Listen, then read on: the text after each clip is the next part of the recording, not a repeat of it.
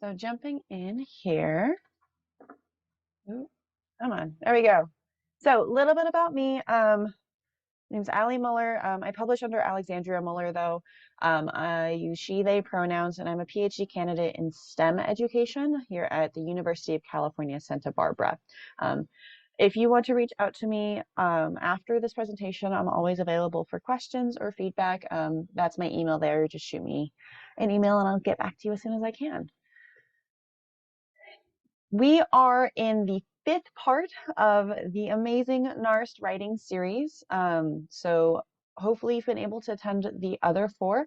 If not, they are available for recordings. If you've RSVP'd for the event, you should have received a link to them. And if not, feel free to reach out to anyone on our committee, and we're happy to send those recordings to you. We have one more after this that is going to be November 9th, so this upcoming Thursday, talking about setting up presentations. But for today, we are here to talk about constructive feedback. So a little overview of what we're going to talk about today. I'm going to go over what is constructive feedback and feedback in general, how to ask for feedback, how to give said feedback, and then how to receive feedback and incorporate it into our work. At the end, we're going to transition into writing time. So the second hour, and I'm not sure this is going to take the full hour of the presentation that I have. So we will transition into, for the second half, into free writing time, where it's yours to accomplish any writing goals that you have. I will also be available if you want to jump into a breakout room and have more of a one-on-one discussion as well. So looking at what is constructive feedback. So this is taken from B&B of there's two different types of feedback encompassed within the idea of constructive feedback. So we have the feedback that we all love to receive, right? Positive feedback, which is provides information about behavior and performance against objective standards in such a way that recipients maintain a positive attitude towards themselves and their work. And then you have the flip side, right? Negative feedback, or what we often see more as the quote unquote constructive feedback, the feedback that allows people to improve their performance, right? So it encourages recipients to commit themselves to a personal plan to move towards an agreed upon standard of behavior and performance. So I will note that a lot of times in the research on feedback and constructive feedback, it's looking more towards performance as an employee or as a team member, not so much as writing. However, all of the research still applies to what we do as writers and how we navigate this academic writing space. Also within this, I really think it's important to note that feedback needs to have both the positive and the negative. A lot of times I find that it is so easy to focus on the negative. We want to improve our writing and the writing of others that we often forget, and I am very much guilty of this, we often forget to include the positive feedback, the things that someone did well that they should not change if they can avoid it, and reinforcing the good behaviors or the good writing practices that have made themselves present. You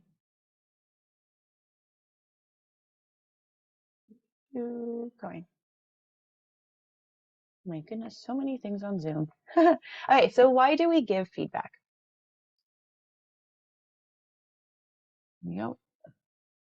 Overall, it's to encourage critical thinking of new ideas or theories presented, right? We do not do our academic work within an isolated bubble of ourselves.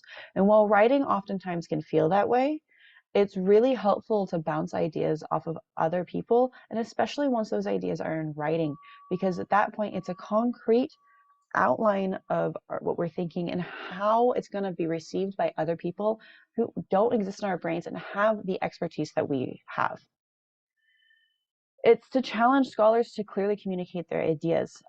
Communication, and since we are for NARST, science communication is really challenging, in making sure that we are being very clear in what we're saying, why we're saying it, and how it applies to other people is really key in the writing process. Right? And so kind of along those lines is we want to make sure that the communication that we're seeing in the writing matches the target community of practice. So one thing that we've talked about through this writing series is this idea of who you are writing for matters. That is almost arguably one of the most important things when writing. And so if you're going to be writing for practitioners, your language and mode of communication needs to match that, compared to if you're going to write for researchers who have extensive expertise in, say, the theoretical framework that you're writing with. And so by giving and receiving feedback, we can make sure that the writing aligns with the standard of communication that is expected for the target community. Along those lines, we also want to make sure that any published or presented work is in line with the standards of the journal, the conference, or the grant. Great personal anecdote, the NARST final decisions on who was accepted or rejected just came out this morning for me. So go check your emails if you haven't. But one of the feedbacks that I got from a rejected rejected proposal was that the work that I had submitted did not align with NARST and this idea of science education, and would be better suited for, say, museum education conferences. And so that sort of feedback really helps push the work towards where it needs to be in a way that can best benefit the research community that it needs to be in with.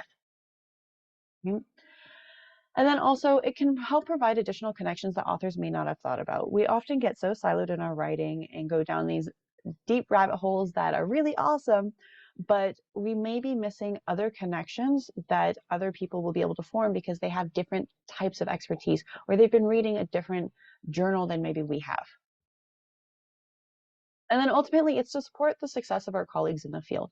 A lot of times, I feel that feedback and the peer review process can seem very hostile at times, but ultimately I really want to emphasize that any feedback that we give and approaches to feedback are really to just try to help people be successful in what they're doing, and be able to push out good, high quality work that other scholars can really build upon and connect to.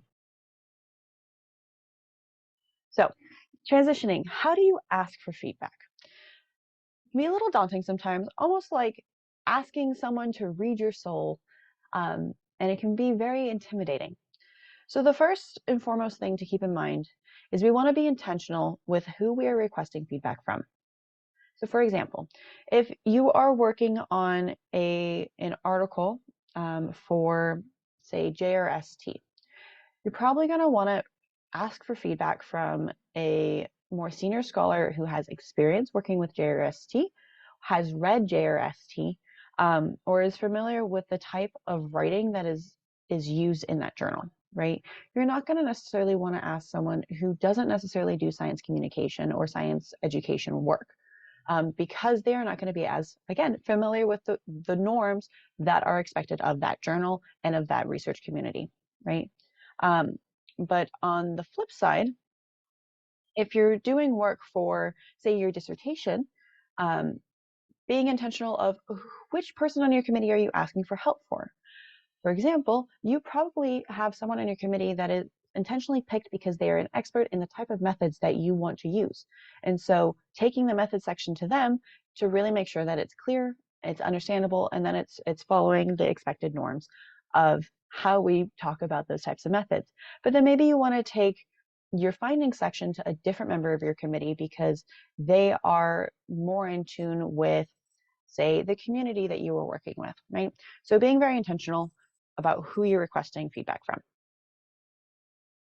And then along those lines, once you ask for feedback, be very clear about the type of feedback that you'd like to receive at that point in time, okay?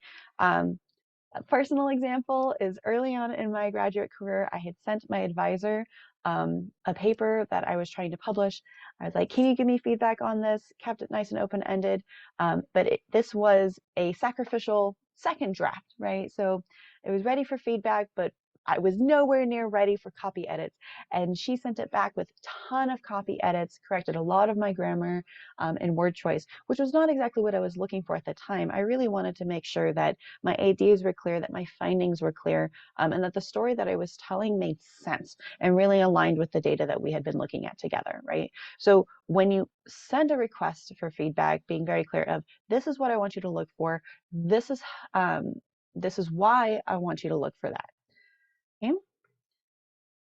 With that, provide a soft deadline, right? So people are very busy.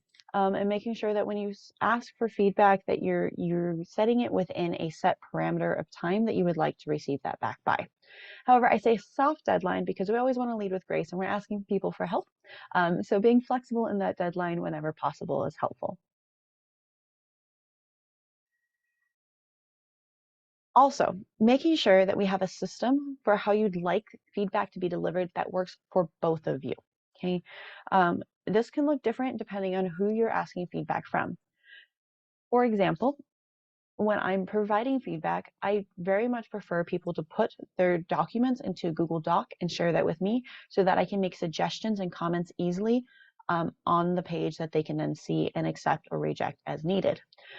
However, I know other people prefer to receive them in Word form, um, or if you're working in LaTeX, in that file format. So communicating clearly with whoever you're working with to receive feedback of how you would like the feedback to be received, what method works for both of them, right? Maybe it's that they just write their comments off to the side and send it to you in an email, and that works for both of you. With that, I will say being flexible of how you are wanting to receive that feedback modality wise, because a lot of times it's, in my opinion, it's better to work towards what your person who is providing the feedback to you, what works for them to make it as easy as possible for them to access your work. And then lastly, providing guidelines if they're available, right? So if you're writing for a journal specifically, send them the call for the journal, send them a link to the journal, send them the author guidelines to that journal, and make it readily available for them to access easily without having to search too much, especially if they're not necessarily as familiar with whatever journal or conference that you're writing for. This is especially true if you're asking for feedback on any, say, grant materials, since every single grant organization is very different. Making sure that you are making them available and easy to read and access. So I'm going to pause here really fast and see if there's any questions about how to ask for feedback or constructive feedback in general.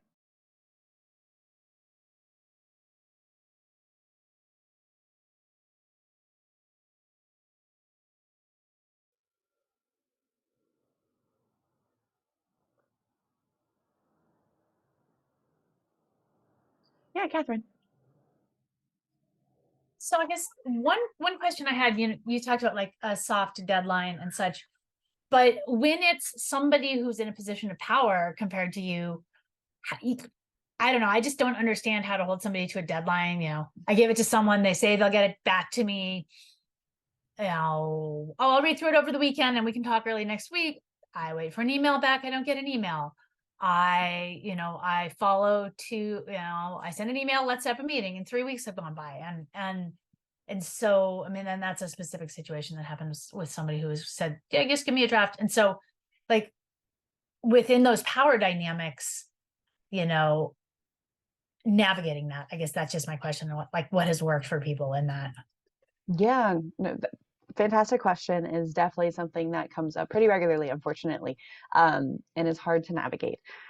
I think what you said that you're doing of following up is fantastic. Sometimes it's just a matter of figuring out what works for that person to get what you need out of them, right? So maybe expecting them to create that time in their own schedule is not working. So it sounds like you might have tried this, but setting up a meeting and saying like, we're going to revise this together. Um, or if they have office hours, showing up to those office hours and being like, hey, like, just want to stop by and check in. I know you're really busy, but like, can we set a time on the calendar right now so that we can go ahead and get this done? Sometimes in this, your people better than I do, but sometimes they just need a little bit more of a forceful push. So like with my advisor, love her to death, but she takes on way too much and she knows it. And so I will just schedule a calendar invite and I will send it to her and she will accept or reject. And I try to schedule it when it shows that she's available. But that way it's more of a like, we're meeting. I need to meet with you. Let's go over this. And it may sometimes too be that what you were asking for feedback on might seem intimidating to them of how much. And so if you can send it in smaller chunks of like, hey, I just need you to look at like this one discussion section. Like, am I on the right direction? And then a lot of times, if it's like a couple of paragraphs, they'll be able to read it really fast and then be like, oh, wait, let me see the rest of it, and just like get that hook to get in to what you're doing. Um, yes, I do want to acknowledge though that sometimes we're not in a place where we can give those pushes, and leaning on other support systems to get the feedback that you're looking for so it does not hinder your work can be very important. So whether that be from other faculty or either within your institution or outside of your institution, or through writing groups, that maybe might not have as much of power over your work and your progress in whatever program that you're in, but can at least help guide you and make sure that you're still moving forward in a way that's productive for you. Yeah, Great. Thank you. yeah, of course. And also open if anyone else has any other thoughts or ideas about that, like feel free to share. We're here to support each other as a community. Hi, Catherine. I'm Lauren. I'm a second-year PhD student, so I'm kind of just starting to navigate this stuff, but I have navigated this issue before. And one thing that I found helpful, which I was putting in the chat, but I'll just say it now because it's faster to say it than type it. Like in writing an email, I give proposed times that they can choose from in bullet points, and then like that I already know that I'm available, and then say, if none of these work for you, please email me back so we can work something out. But I only do that for like, you know, a couple of days or like a set time that I know I'm available. And then something else that I've used that's been really helpful this semester, scheduling outside of my direct supervisor and whatnot. We've had setup meetings, but if you have a free Calendly has free accounts, and that works really well if you don't necessarily have a shared calendar between you and the person you're trying to schedule for, or know when their availability is. So I'm scheduling meetings, like reoccurring meetings every 2 weeks. So I'm going in to set my availability in there, and then they can just pick the time, and then it automatically sends them a Zoom link and a calendar invite and everything through Calendly. And it connects, so you can connect it to either your Outlook or in my case we have Gmail through my institution. But I found both of those things to be much more successful than just being like, hey, when can you meet? Like, because that doesn't give them enough of a like push of like, oh wait, she needs this feedback by X date kind of thing, so we have to meet you know, within this certain time frame. So hopefully those maybe are a little bit helpful as well. Yeah, that's great. Thanks. And you know, it's funny because I've sent emails like that to my research my supervisor for my RA. Like, these are the times I can meet, what works for you. But in these other contexts, I guess I haven't thought about it that way. So thanks. Great. Thank you for sharing, Lauren. Any other questions before we move on?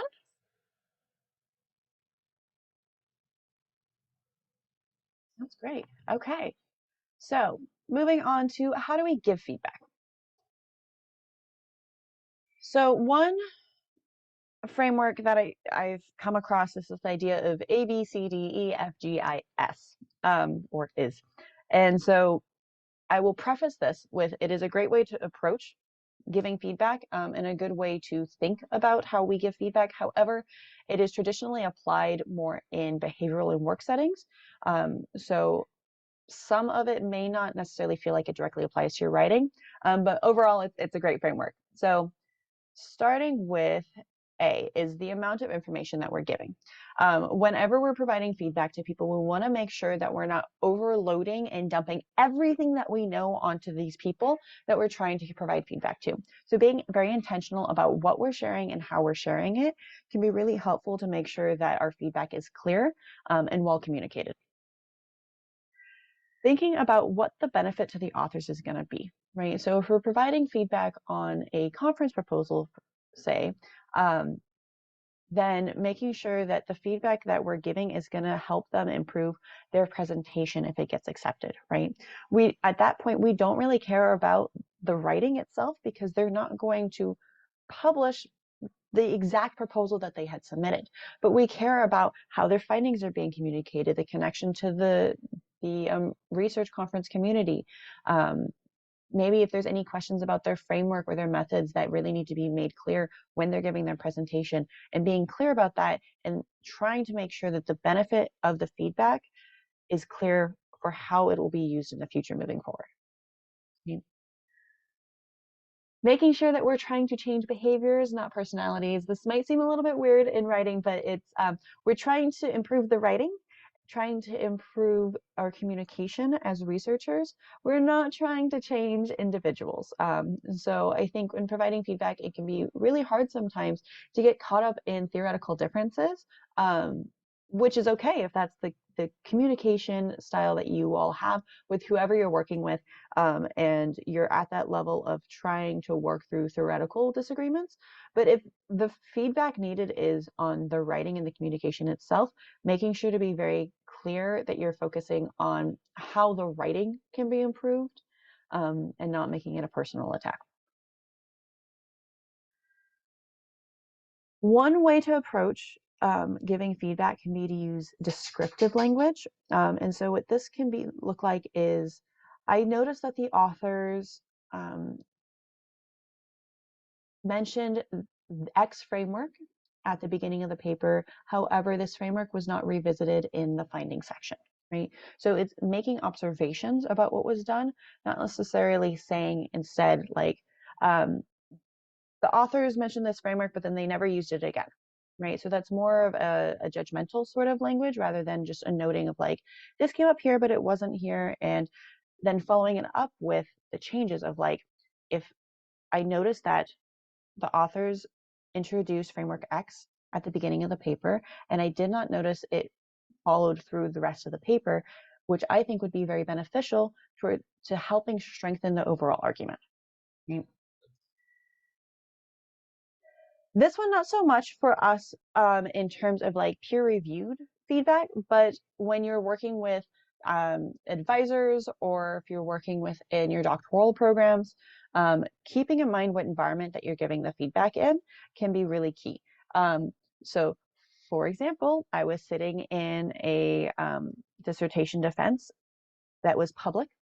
And rather than waiting to provide feedback once all the audience members had left, the committee started providing their feedback in a very uncomfortable way, challenging this young scholar and the work that they had just presented in front of all of their family and friends and colleagues, which was not the right environment to provide that feedback. So being very intentional about how and where you are giving that feedback. When you are giving feedback, also remember to be focused. We want to be very specific and not general. This paragraph does not make sense to me. Not helpful. What about it doesn't make sense, right? Is it the topic that it doesn't connect to the rest of this story that we're painting in the writing? Is it that there's certain sentence structures that are very confusing, that kind of jumble up the ideas that are being presented? Is it that the evidence that I chose to use in my writing doesn't actually support the point that I'm trying to make, right? So being very, very clear and specific about what needs to be improved. Or on the flip side, if we are giving positive feedback, what about that paragraph was good, right? Is it that the storyline was clear? Is it that the evidence was really well explained and supported through the analysis? All that jazz, okay? So both on the positive and the negative side of feedback. If you are giving feedback in a group setting, so sometimes you can have group reviews, sometimes as graduate students, we can get paired with more senior scholars in order to kind of learn this peer review process. Whatever it may be, if you find that you're in a place where you are giving group feedback, making sure that whatever feedback is being given is almost like member checked with the group, right? Because you want to make sure that the report that is being presented, whether it be a feedback report or just in general, like a casual, this is kind of what we're thinking, that everyone's on the same page, and that it's across the board, the feedback makes sense for what the group is looking for. Again, this one is not so much the writing per se, since oftentimes we won't find ourselves giving group feedback. It's more one-on-one peer reviewed, but something to keep in mind if you do find yourself in this situation. Another important thing to check on is the interpretation of the feedback that you're giving. Now, this can be hard since a lot of times we do blind peer reviews, right? So you do not know who the reviewers for your NARST proposals are. And so it's really hard to know if as a reviewer, if the authors are interpreting my feedback in a way that I intended. But stopping after you've written your feedback, and making sure that the way that you've worded your feedback is clear and that you are being specific and that you are taking a moment to consider how your feedback is going to be received. And if it is, again, to the benefit of the authors, and if it is very clear in what we're trying to get across. If you are working more in a one-on-one capacity with someone that you know and that you get to talk to, then stopping and having conversations about the feedback that is either being given or received can be really helpful in this interpretation check. A lot of times it can feel that once we've asked for feedback or feedback has been given, that's it, we're done, cool, we go off on our own separate ways. But some of the best conversations that I've ever had in my writing is taking that feedback, sitting down and being like, okay, you said this, I think this is what you mean, but I'm not 100% sure. Can we go through this paragraph together and really talk about what needs to be improved? Or can you help me help provide me with examples or work on this with me together? And then as a reviewer or a feedback giver, being open to having those hard conversations with people. And then lastly is sharing information. A big part of the feedback process is just trying to share the information that we have to help improve our colleagues.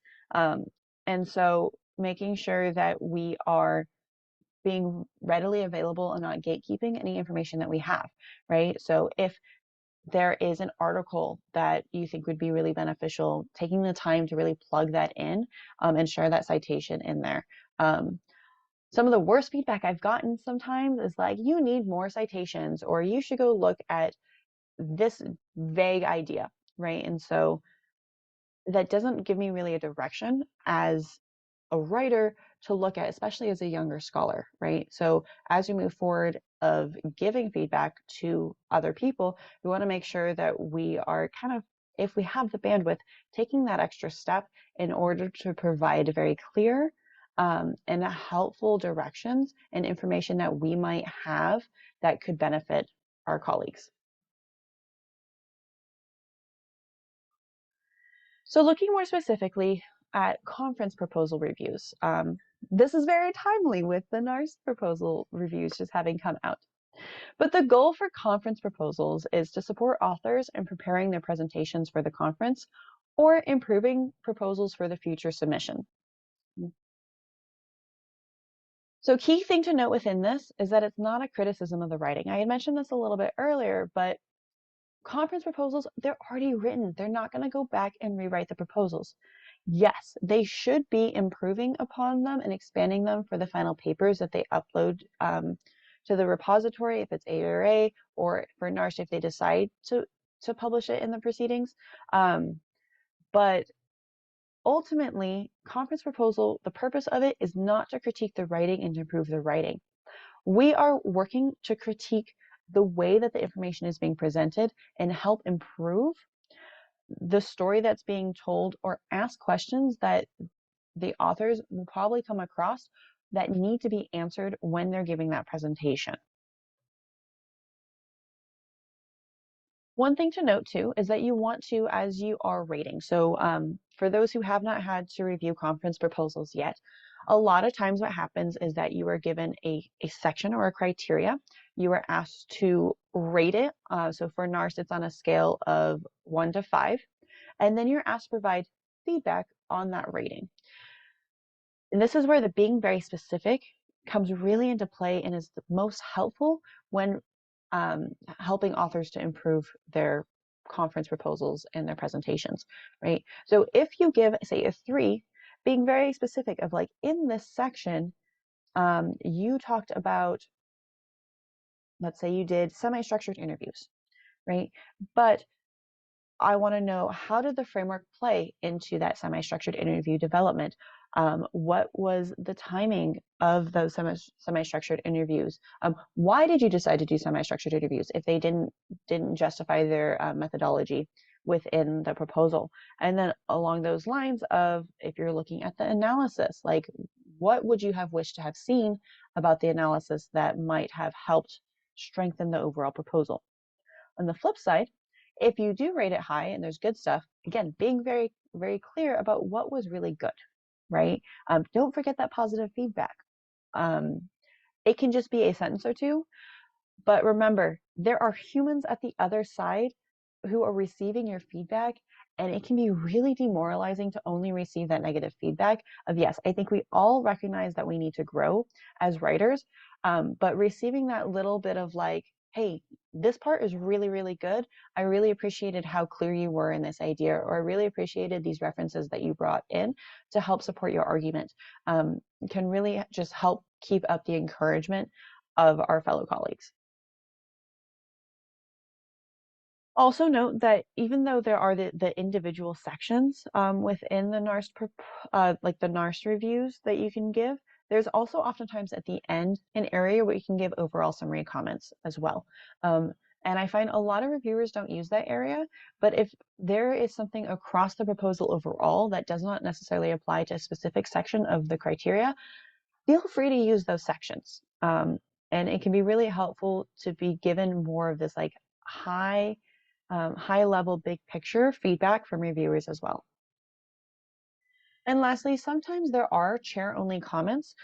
So recognizing, again, there's a person on the other end of this feedback. So being very kind and supportive in the feedback and the language that you're using is really good. If there's something that you feel is of concern, a lot of conferences have this area where the authors will not see the feedback, but it will go towards the chair. And you can put more explicit feedback that maybe isn't to the benefit of the authors at that moment, but could be to the benefit of the chair for deciding if this is an appropriate fit for this conference. So just to give you an idea, for those who haven't seen the NARST portal, there are each of the sections. So this one, I pulled a screenshot from the subject problem score section, and there's different questions that they're asking within that section that needs to be hit. And then, so where that's the small, here, I will move my cursor. Where this is, you would do the ranking from 1 to 5. And then you have an opportunity afterwards to freeform write feedback in regards to why you gave that problem score. And one thing that I like about NARST is that they're very clear about the questions that they're wanting you to ask when reviewing. And so as a reviewer, I think it's important to really go through and you yourself answer these 3 questions, right? And so when I do my reviews, I will actually number 1, period, and then give my feedback. So is there a clear focus for this study? And I'll say, yes, the focus of the study is this. And then go through and do question 2. Is there a clear rationale for the study? And if there is, I will say what that rationale is. If there's not, I'll say what I think it is, and the questions that I had remaining for why I wasn't able to figure out what the full rationale was, okay? I know it takes a lot longer to do it this way, but really it helps strengthen overall the type of feedback that you're giving. And if we can raise the bar of feedback that we're giving across our communities, all of our writing will improve. So then moving on to peer-reviewed article reviews, which is a little bit different. The goal for this is in large part to provide the editor support in deciding to accept or reject the submission, but then also further to support the authors in preparing a well-written manuscript that reflects the current state of the field, incorporates accurate and comprehensive literature, and clearly communicates findings and ideas that further the field. So in this, I do want to note that we're looking at the well-written part of this, right? So we want to make sure that the ideas are clear. We are critiquing the writing at this point, which is different from the conference proposals. We want to make sure that we are accurately representing the state of the field and making sure that we're using up-to-date literature that is tied in, right? So education is relatively a young field, but we do have many, many years of history that a lot of people can pull from. Making sure that we're pulling from our foundational scholars, but also incorporating the new research that is coming out and acknowledging the work that our fellow scholars are doing in line with the work that we're doing. And then, of course, clearly communicating the findings in a way that contributes to the field that we're trying to publish in. So Taylor and Francis does have these reviewer guidelines, and these slides will be shared with you all at the end. You'll receive it in an email along with access to the recording. But I find that this website is really helpful of providing a checklist of how to approach reviewing articles. It does differ by journal what they're expecting, and each journal also typically tends to provide reviewers with a very clear list of things that they are asking the reviewers to look at. But this is a good place to start just to like get yourself in the right mindset and make sure that you're asking the right questions when you're doing your reviews. So some key takeaways from this website, just that I wanted to bring into this discussion here, is that comments need to be suitable to send to the authors unless otherwise stated in the review report to the editor. So again, there's a human at the other side of your feedback, right? This double-blind process can be really great of making sure that we're taking away some of our personal biases and personal investment within some of this research. However, I find sometimes people forget to be kind. So whenever you are writing for the author specifically, make sure that you're double checking your language and that you are leading with kindness and really trying to make sure that it's to the benefit of the author. When you are reviewing for articles, there is author-specific comments and then there's editor-specific comments. And you don't necessarily have to write. If everything that you share is good for the author to read, then you don't have to necessarily write separate notes to the editor.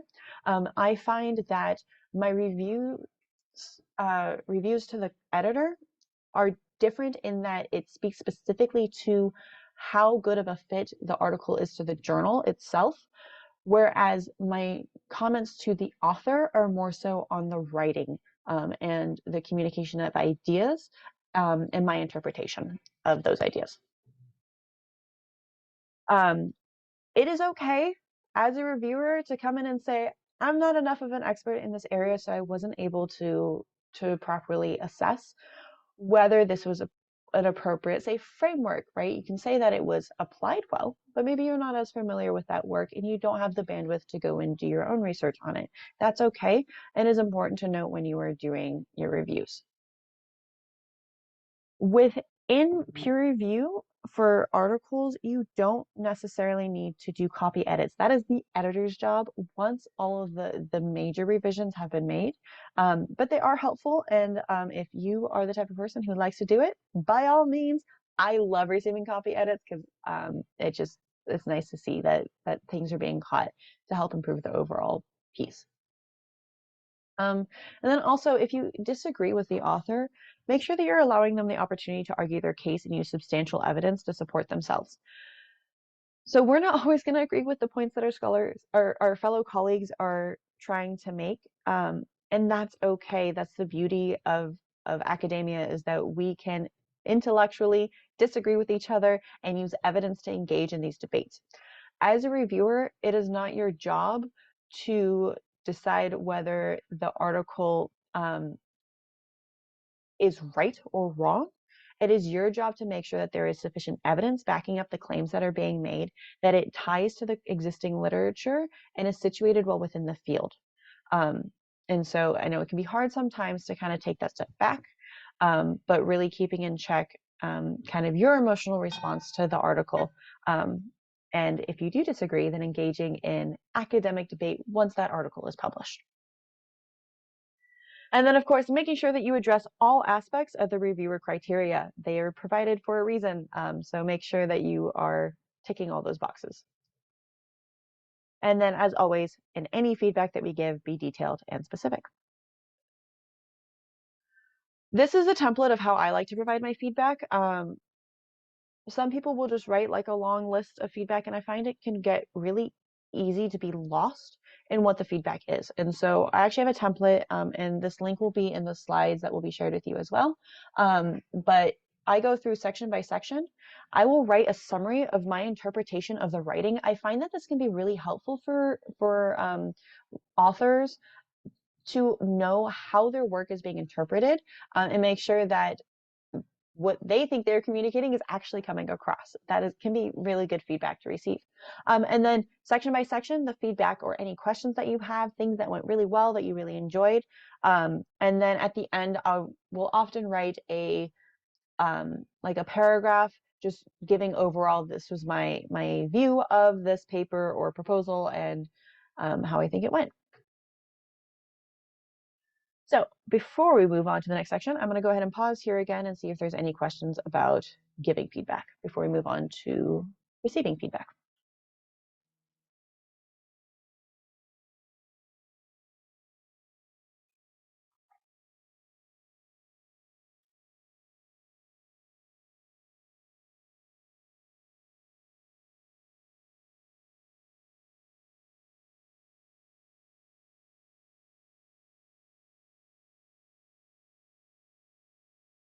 Okie dokie, here we go. Let's keep on moving forward then. How to receive feedback. So one thing to remember is that this is a critique on your paper and not on you.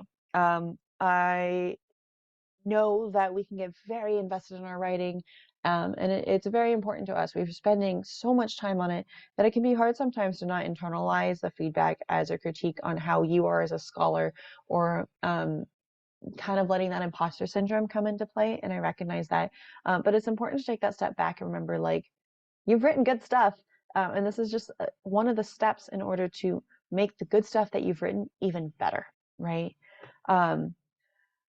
So with that feedback that you've received, first step is to identify what area of the submission that your reviewer is referencing, okay? Especially if they don't break it up in the way that I had just showed you, of if they're talking about, say, your theoretical framework, are they actually talking about the section where you introduce your theoretical framework, or are they talking about how you apply it in your findings section and really frame the findings that you're presenting through the lens of your theoretical framework? Okay. Then identifying what change needs to be made in order to address that reviewer's comment. Sometimes reviewers are great and their feedback is specific, and you're like, I need to reword this sentence to be more clear. And you're like, great, appreciate that feedback. Sometimes it's a little bit more nuanced. And so really being clear about what would have to change in order for that reviewer's suggestions or questions to be met. And then asking yourselves the following questions. Does this change actually improve the communication of my ideas? Does this change require me to alter any other areas of my paper to make the story flow? So sometimes reviewers will write feedback on the section that they have just read, but if you make a change in that section, it might alter the information that you needed to leave beforehand in order to set up the information that you've just changed.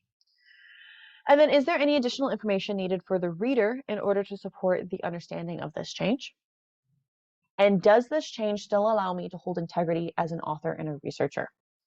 Sometimes there can be this struggle between what is expected from the reviewer's side of things and what we feel as scholars and as authors is important to include in the paper. So an easy example of this is, let's say that the reviewers are asking for a lot more information on like larger sample sizes, or they really wanted you to take more of I'm a qualitative researcher, so I often receive feedback of like, I really want you to quantify this, but I only interviewed 5 people, and there's no, for me as a scholar, right? Sometimes saying 1 out of 5 people said this thing isn't necessarily beneficial to the claims that I'm making, right? If I'm doing just a small case study. And so really thinking about, if I were to make these changes that they're asking of me, how does it change my work in a way that still allows me to tell the story that I need to tell, that is still clear to my audience, and making sure that I don't need to change any other areas of my paper in order to keep the quality of the paper that I've written. If you have reviewers that disagree, so sometimes reviewer 1 will say that this thing was great, and then reviewer 2 will be like, nope, it was completely terrible, please change it. And that can be frustrating to navigate. After you've asked yourself these questions, accept the suggestions that best improve your paper in a way that still follows the story and the point that you need to get across as an author, and then explain your thinking in the letter to the editor. The editors, for those who are unfamiliar with this peer review process for papers specifically, after you write your letter back to the editor explaining the changes that you've made, they will oftentimes share that back to the reviewers, who will then get a chance to respond back with further revisions if they've accepted that volunteer position. So there is a little bit of back and forward that happens via the editor. So it's okay to explain your thinking, and the editor should read all of that and take that into consideration when making that final decision on whether to accept or reject your paper. And then after all of this, implement the change. If it is for peer-reviewed articles, make sure that you're documenting it so you can put it in that letter to the editor afterwards. But also note, you do not have to accept all suggestions. Ultimately, at the end of the day, it is your writing, it is your work, and so it is up to you what suggestions you want to take or not. If you are working with an editor, with reviewers that they're navigating, being very clear as to why you did or did not accept suggestions can be useful. If you are working, say, with your committee or with your advisor, depending on your relationship with your advisor, you may need to back up why you chose not to accept their suggestions and have a critical conversation about what the suggestions that they made meant for your paper. Sometimes it may be that you will need to have your entire committee come together because they're the ones that are disagreeing and need to come to consensus with you of how you should improve on your graduate work. One big thing is you should never, ever, ever delete anything. So even if you are making changes on a paper and you say you pull out a paragraph, save that paragraph in a separate document because you might need it again later. I have gone through a peer-reviewed process before where I submitted it. It was accepted with major revisions. Or I got a revise and resubmit with major revisions.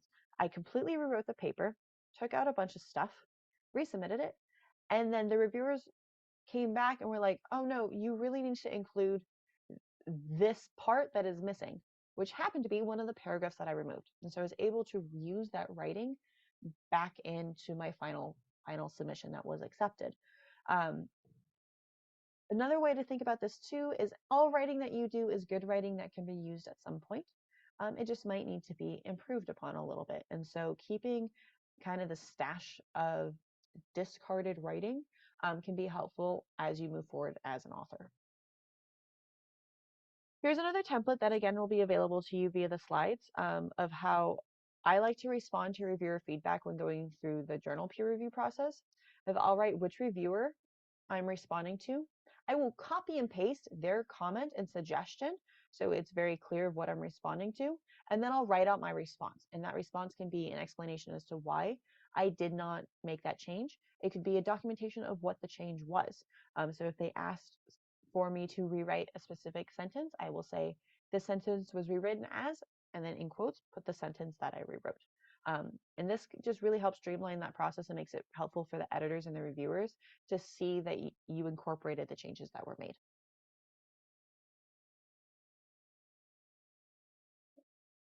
Some specific notes for conference submissions. Even though we don't do this back and forth that I've been talking about like we do in the peer review journal process, you do want to make sure that you're addressing the reviewer comments in your final paper or the presentation that you're giving. A lot of times the reviews that you're going to get back are going to be questions about your methods or questions about your findings that are going to be really helpful of making your presentation strong and clear. If you do get rejected, make sure you still go read the feedback that's given and use that to inform future proposals or to direct where your research should be better situated.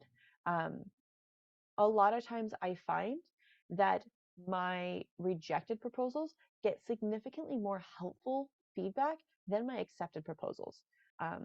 just because there's more areas for me as a scholar to improve upon, and people tend to take more time and effort to give me that feedback. Within dissertation or graduate work, I recognize that every advisor and committee member is different. So be sure that you're communicating frequently with them about their expectations for your writing, and what they want to see happen.